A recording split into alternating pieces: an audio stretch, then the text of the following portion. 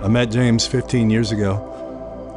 On a park bench, he was high on heroin, reading a Bible. Me and my wife, we used to hit Burrito Park is what it was called. Being real, my wife was going to hit a lick. She was going to prostitute. That way we had enough dope money. We lived a life, and to most people, that's detestable. That was our reality. A lot of times when she's going to get the money, I'll stay and get the groceries. That way when we go back home, we're covering two different avenues. I'm sitting there doped out, kind of nodding out, and I don't know why, but a man came and sat next to a bench with me. He was reading the exact same Bible I had, the Spirit-filled Bible. Said, hey brother, I noticed that Bible you have. Just open conversation up. From day one, I've always known that there was something different about him. I wanted help, I wanted the food, I wanted the drink, but I was just offish. Went to McDonald's with him that morning. It was the cup of coffee and the meal. Once I saw that he could use a broken wretch like myself to lead someone into the kingdom, and once I got a taste of this precious community, that was it. Because sometimes when we're at our lowest, that's when we find God. It's not the telling somebody about Christ. James is willing to walk with you through, and if you mess up, he's still there. He's still got a hug for you. He still loves you. That's doing God's work. I love him with every fiber of my being, and I'm so grateful that he is in my life.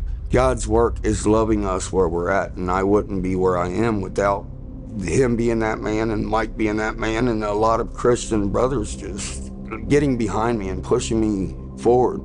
Well, he got baptized with his fiance a week and a half ago. He has gone from a recipient to a giver. He's always volunteered, he's always worked hard and been a part of what we're doing, but he was always on the receiving end. When we first got the new building, I painted the floors actually. My wife OD'd during that. So quite frequently, I would close both doors and just be in there having a conversation with God and my wife as I'm painting floors, as we're bringing the first weights in. That to me, it just built my trust up. Hey, I am a man, I can do this. I can get up. I don't have to rely on women to go do this for me. His job title, he is in charge of all the building maintenance that we have in Covington, doing a phenomenal job. I've got plans for him eventually to become our men's ministry chaplain. James Duncan is working with me on that, but I know that this is coming down from heaven itself. That's why I am the man that I am, is because people are investing their time in me. Now he's giving back. He's not on heroin anymore. He's not on meth anymore. He doesn't smoke weed anymore.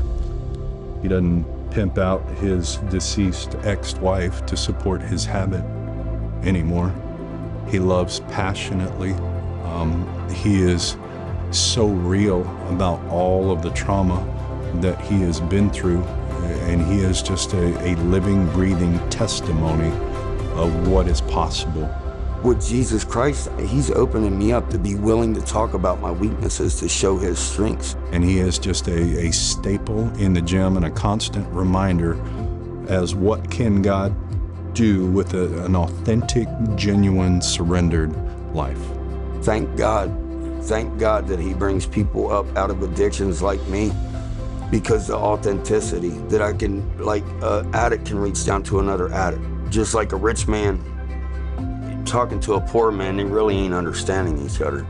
I'm going on sabbatical next month, and I'm ready to give over my Tuesday teachings to James. He's going to be teaching the Word of God to our friends. You can't really explain it until you see it. So if you're interested, it's a 30-minute mission trip. Come and see.